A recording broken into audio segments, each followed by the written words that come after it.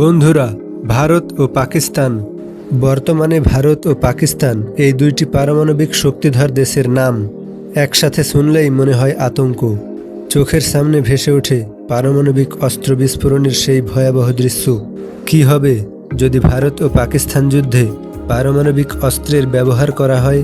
তবে সন্দেহের কিছুই নেই, ভারত ও পাকিস্তানের মধ্যে যদি বড় ধরনের কোনো যুদ্ধ বাধে, তাহলে পারমাণবিক অস্ত্র ব্যবহারের আশঙ্কা রয়েছে প্রায় ৮০%।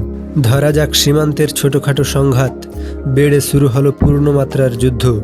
পাকিস্তান যদি ভারতের কোনো সামরিক স্থাপনা বা বড় কোনো শহরে একটি পারমাণবিক অস্ত্র নিক্ষেপ করে, এর প্রতিশোধ হিসেবে ভারতও হয়তো একই কৌশল বেছে নেবে।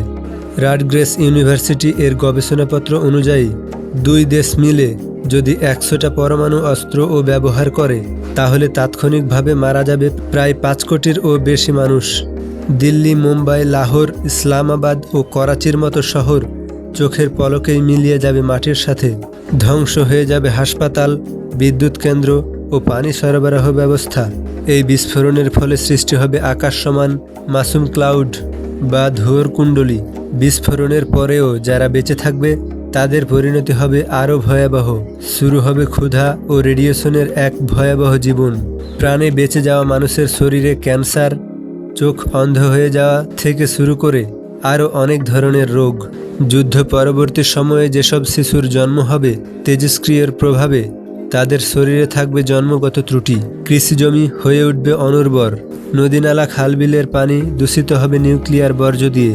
দেখা দিবে তীব্র খাবার পানির সংকট। এই অঞ্চলের মানব সভ্যতার কার্যতর ১০০ বছর পিছিয়ে যাবে।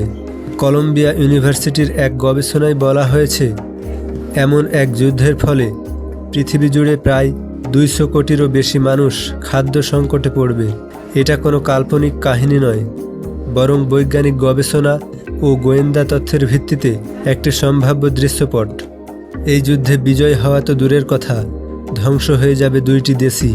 এইরকম অজানা তথ্য জানার জন্য ভিডিওটিতে একটি লাইক দিয়ে চ্যানেলটি সাবস্ক্রাইব করে রাখবেন। ধন্যবাদ।